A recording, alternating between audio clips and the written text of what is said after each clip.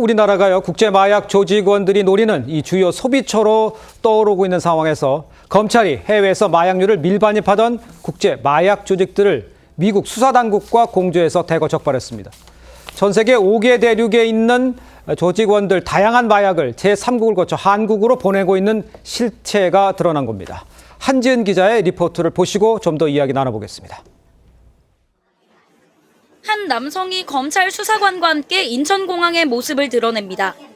입국장을 통과하자마자 수사관이 남성 손목에 수갑을 채웁니다. 수갑부터.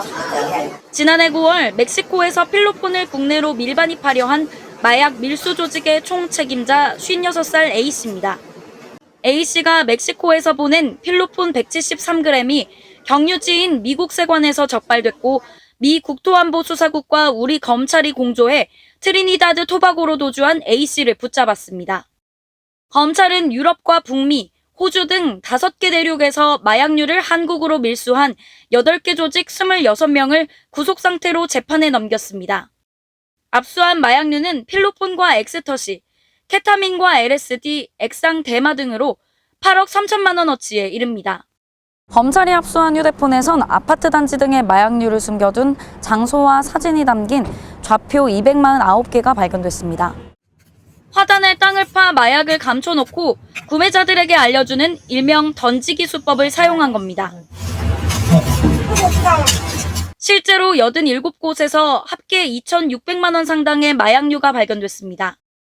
검찰은 국내로 마약을 보낸 베트남계 호주인 등에 대해 인터폴 적색 수배를 내려 추적하고 있습니다.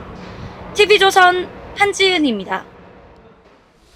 자, 좀 더 자세히 알아봐야 할 것 같습니다. 자세한 이야기는 권상희 시사평론가와 함께 나눠보겠습니다. 안녕하세요. 안녕하세요. 자, 마약이 은밀하게 거래가 돼서 적발하기가 쉽지 않았을 것 같은데 어떻게 마약범들을 잡을 수가 있었던 겁니까? 일단 검찰이 지난해 3월부터 약 1년여간 전담 수사팀을 운영하면서 집중 수사에 나섰습니다. 예. 검찰 관계자에 따르면 이 마약류 밀수 유통 조직이 1차 마약 수거 담당자만 교체하는 방식으로 수사기관을 따돌리려고 했다라는 거죠.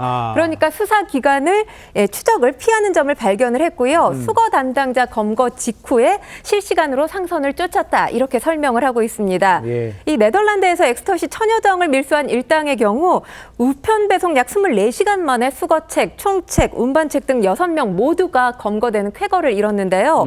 수거책의 경우 휴대전화에서 공범과의 이 접선 좌표를 확인해서 쫓는 등의 방식으로 관련자 전원이 검거된 겁니다. 네. 그리고 멕시코 같은 경우 이 필리폰 173g을 밀수하려던 일당 5명이 모두 붙잡히면서 조직이 일망타진됐는데요. 수사는 미국 관세국경보호국 그리고 국토안보수사국이 수집한 첩보 등 국제공조를 토대로 해서 진행됐습니다. 검찰은 국내 일당은 물론이고 트리니다드 토바고에 머물고 있던 이 총책 겸 해외 발송지까지 추적해서 인터폴 적색 수배를 거쳐서 국내 송환 후에 구속했습니다. 또 캐나다발 이 액상 대마 밀수 사건 같은 경우는 세관이 마약류 수입이 의심된다는 정보를 검찰에 공유한 뒤에 정상적으로 통관 절차를 진행하는 방식으로 국내 수거책을 검거했습니다. 예. 그 밖에도 독일, 프랑스, 폴란드, 호주, 말레이시아 등지에서 이 마약류를 밀수한 이들이 각각 검거되면서 모두 재판에 넘겨졌습니다. 지금 화면에 좀 나오고 있습니다. 마약을 숨겨둔 장소가 이제 발견이 된 거잖아요.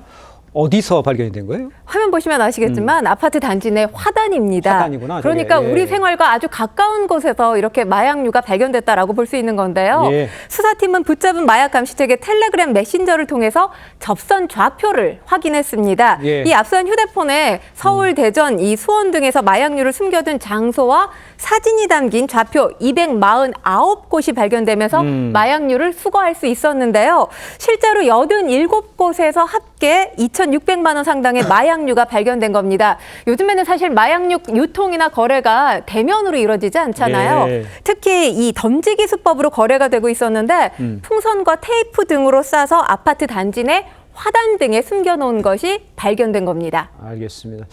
자, 이뿐만 아니라 해상 마약 밀수도 갈수록 대형화 또 지능화되고 있다고 합니다. 그런데 이 단속 인력과 장비 이게 지금 제자리 걸음이란 얘기예요? 네, 그렇습니다. 국내 무역항 31곳을 담당하는 해경 마약 전담 수사관 전국에 불과 80여 명밖에 없습니다. 네. 특히 지자체가 운영하는 이 지방 무역항 같은 경우 국가가 직접 관리하는 항만에 비교해 봤을 때 보안 인력, 검색 장비 턱없이 부족하다 이런 목소리가 계속해서 나오고 있는데요. 그러다 보니까 마약 밀반입에 상당히 취약한 상황이라고 할 수 있습니다. 네.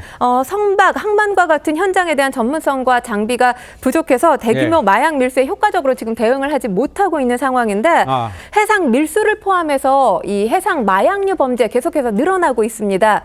2018년에 90건이었거든요. 그런데 지난해 758건으로 6년 새에 무려 8배가량이나 증가한 겁니다. 일단 뭐 인력 확충과 장비 보강 시급하다는 전문가들의 지적이 계속해서 나오고 있는데요. 선박과 같은 이 운송에 대한 이해도가 높은 인력 추가해야 될 필요가 있고요. 그리고 계속해서 교육해 나가면서 단속에 투입하는 것도 하나의 방안이 되지 않을까 생각됩니다. 알겠습니다.